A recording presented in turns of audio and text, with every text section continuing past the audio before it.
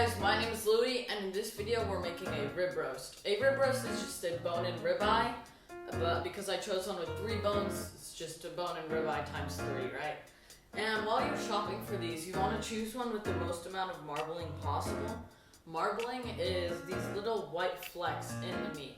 But because this has so much external fat and we're roasting it really low and slow and then gonna sear it, a lot of this external fat will actually render, and so it's not as important for the marbling, but at least choice grade beef. First step we're gonna do is called dry brining, and that's just salting and then putting it in your fridge overnight, right? But when you're choosing salt, make sure that it's kosher salt because it has a bigger granule than table salt, for example. So if you do table salt, you can never see how much salt you're really putting on there because it dissolves immediately. But with kosher salt, you're able to physically see how much salt you're putting on there. So now you just want to salt it.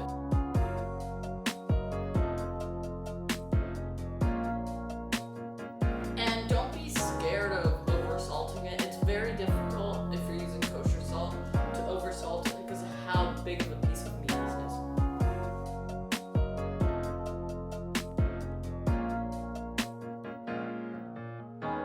So now that your piece of meat is very well seasoned, make sure you get all the edges, all the sides, and mop up all the salt that missed the piece of meat. We're going to place it in the fridge overnight, right? And normally you do this just on a baking sheet and wire rack, but we don't have a wire rack for one or another reason.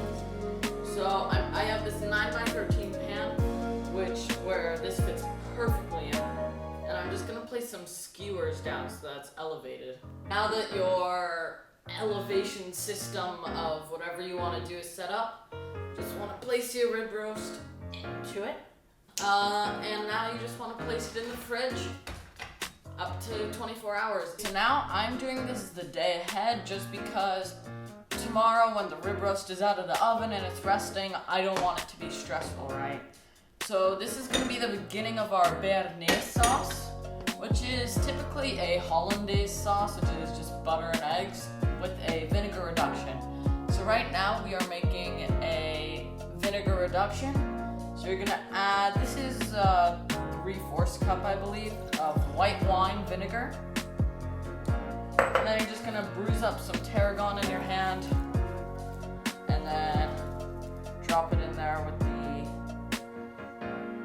white wine vinegar. You can find tarragon at most grocery stores. Some don't carry it though. And then 1 large shallot. You cannot substitute this for onions. It just won't give the same flavor. And it doesn't matter how you cut it because we're going to strain this all at the end. And just give that a little stir. And now you want to lightly boil it or simmer it until there's only about 3 tablespoons of liquid left. You want to make sure that you're watching it because if it reduces too much, you're gonna have to restart it, right? And things can go south very quickly. Now that your vinegar mixture with shallots and tarragon is reduced to about 3 tablespoons of liquid, you just want to strain it out over a fine mesh sieve.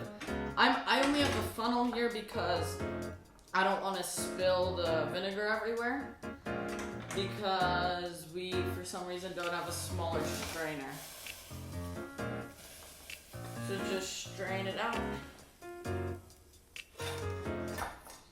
And boom, that is your vinegar reduction.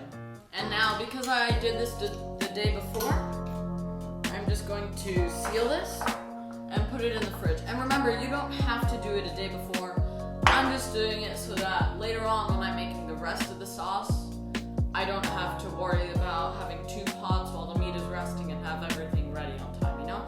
So I purely did it the day before just so that it's easier for me in the long run. Okay, now that your rib roast, I'm not sure if you can see it, but it's right behind me, has dry brined overnight, you want to take it out of the fridge about 2 to 3 hours before you're going to bake it. So make sure that you set your schedule up correctly so that you're able to take this out so it's able to come up to room temperature before you roast it.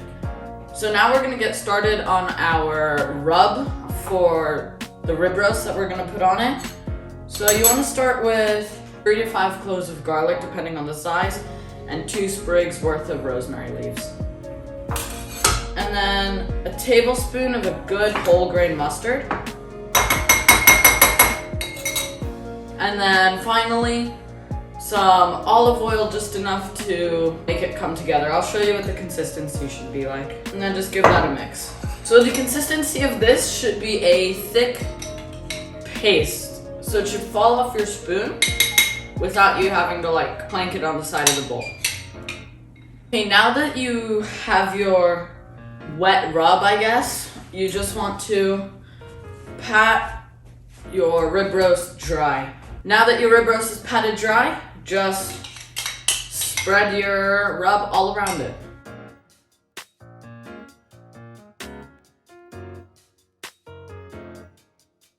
Okay, now if your rib roast has been sitting out for long enough and it's pretty much room temperature, you are ready to bake it, and I'll show you how to do that right now.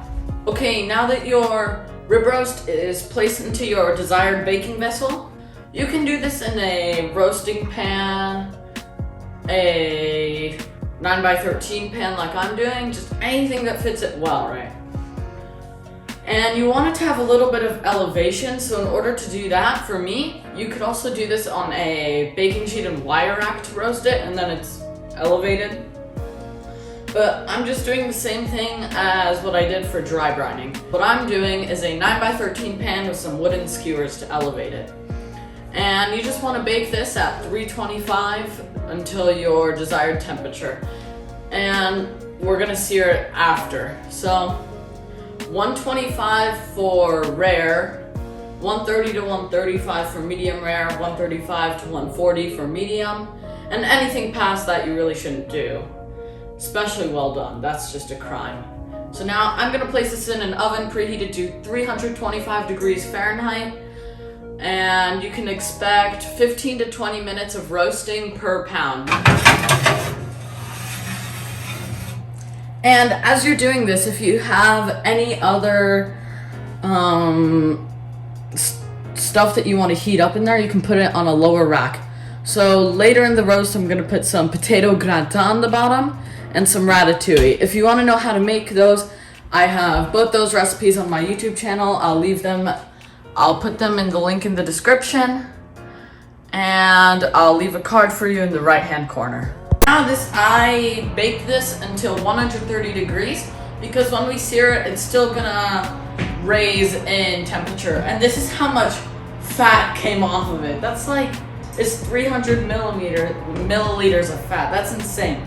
So now we're going to sear it, right? So I'm preheating my oven to 450 degrees. It is preheated. I have some other dishes in there, the potato gratin, the ratatouille. Again, if you want to learn how to make those, they're in the description, and I'll leave it in the top right corner of your screen.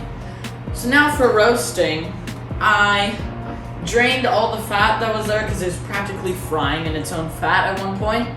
And I cleaned up the pan, and I let this rest for a while the oven was preheating. So now you just want to place it in your pan. If you're able to get your rib roast to stand up like this without falling over, that is great. Okay, yeah, it doesn't stay standing up. So I'm just gonna sear it like this on one side, the top side. And then midway, I'm gonna flip it over. Okay, so now that I have my meat right next to me and it's resting, we're gonna get started on our Bearnaise sauce. So normally it's a hollandaise sauce, which is butter and eggs, but we're gonna start it with a roux because it's much more stable and easier to do.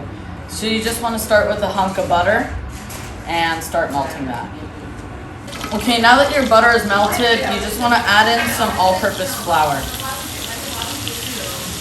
Start with less than adding more, because if you add too much, it'll be difficult.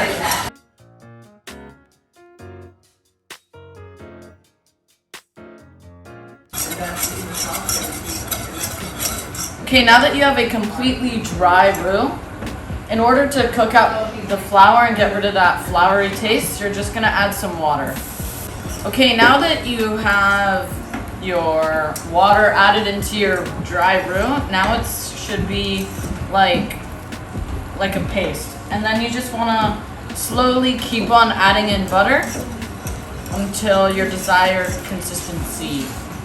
Okay, so now that you've added in all your butter, it's quite a lot of butter. It's not healthy, but now you're gonna add in your vinegar reduction that you made yesterday, or you can make it at the same time. And you need to make sure that you're constantly stirring so that it doesn't split apart.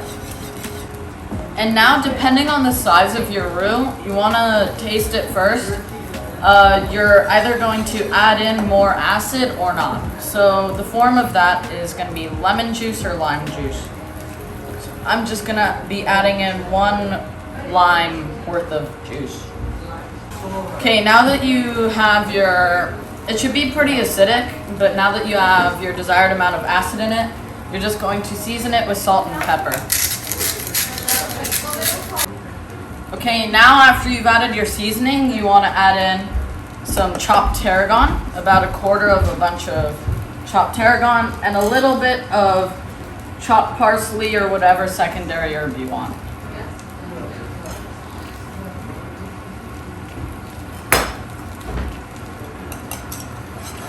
And just give that a mix. Okay, now that you have all your herbs in there, make sure that your mixture is a bit cooled down now. So my heat is off and I've let it sit for at least 30 seconds. Now you want to add in a yolk, an egg yolk. Okay, finally we're gonna carve this monster piece of meat. So some people will cut each bone and serve that as a steak, but that's way too big in my opinion. So I'm just gonna carve around the bones. And then around these bones, there's some amazing meat that you could just eat up all by yourself. So now we're just going to slice. That is very nicely cooked.